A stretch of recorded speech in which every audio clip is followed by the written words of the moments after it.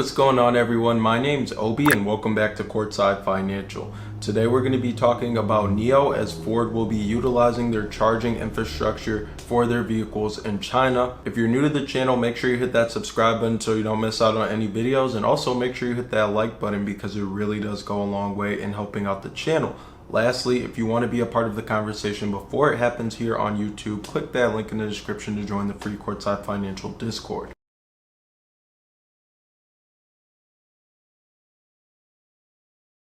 When you open up your new brokerage account, you'll receive one free stock valued anywhere from $2.50 to $250. And when you make that initial deposit of $100 or more, you'll receive another free stock, and this free stock will be valued anywhere from $8 to $1,600. Lastly, cryptocurrency is now available on WeBull, so you can trade cryptocurrency on the platform with zero commission. So as I mentioned, today we're going to be talking about NIO. It's currently 5:10 p.m. Central Time here in Texas, and the stock is trading at $38.61.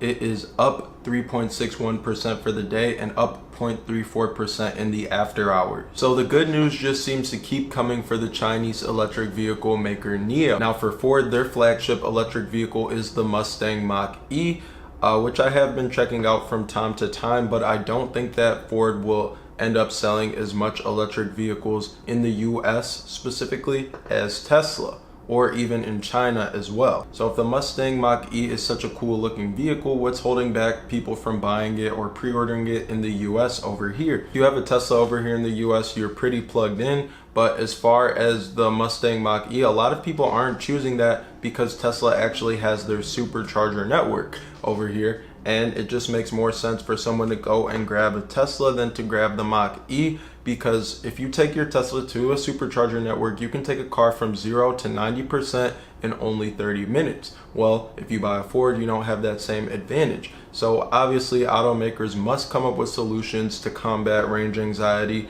and it just seems like a company like Tesla is way ahead of a company like Ford. Now I bring up Tesla because Ford is an American company and so is Tesla. You don't get the same advantage to Tesla's supercharging network over here in the US.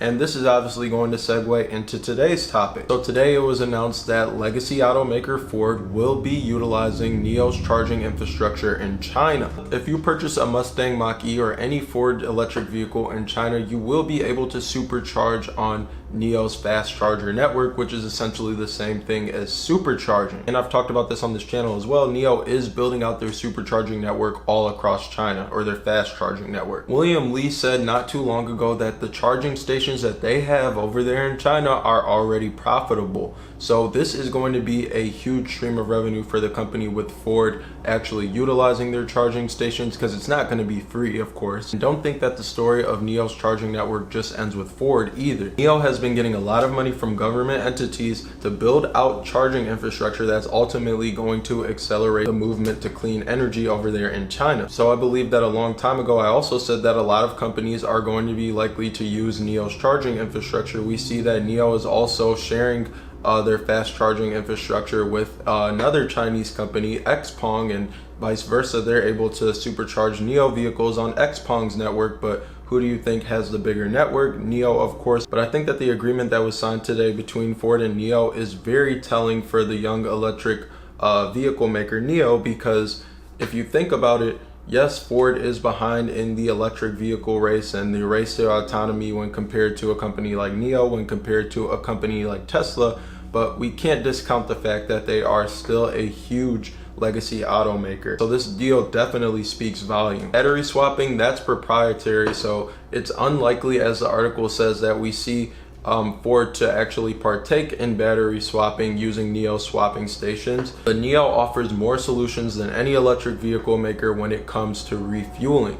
And when I said this on the channel a while ago, someone was like, that's just propaganda, it's just marketing, like you shouldn't be talking about that. Ganesh Iyer, who is the managing director of NIO US and the CIO of NIO Global, attended the Next Mobility Online Summit to speak about NIO Power. Ganesh has a decent amount of credibility in the EV industry, considering that he used to be the VP of IT at Tesla and the CIO, reporting directly to Elon Musk himself. On this channel, I've been saying that the reason that people don't buy an electric vehicle right now is because of battery-related concerns. In his presentation, Ganesh pretty much confirmed that electric vehicle makers have to work hard to create a solution to this problem if they are going to steal market share away from legacy automakers. Ganesh and the team at NIO understand this very well, and they're pretty much attacking the problem on all fronts. In his presentation, he compares NIO to his former company Tesla in terms of their charging solutions. The biggest part of NIO Power, in my opinion, is their battery swapping business. A lot of people say that supercharging makes battery swapping inferior, but I disagree with that.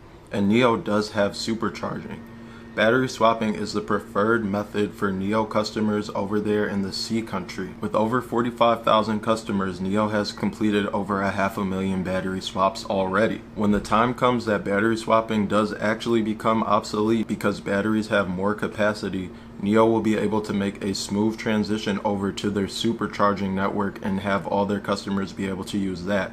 Not to mention that a lot of customers are already using their supercharging network across China already, and they're continuing to expand that infrastructure. NIO also has power mobile vehicles which come out to customers to help them charge their vehicles if they request it on the NIO app. All in all, NIO is doing the most out of any electric vehicle maker when it comes to reducing the biggest pain point associated with getting into an electric vehicle today. They have patented technology that they also plan on leasing out to other electric vehicle makers, which will be a huge driver of revenue for them in the future if it's executed properly. And of course, yes, that's marketing to some extent, but it's also facts, and I wouldn't have reported on it if it wasn't.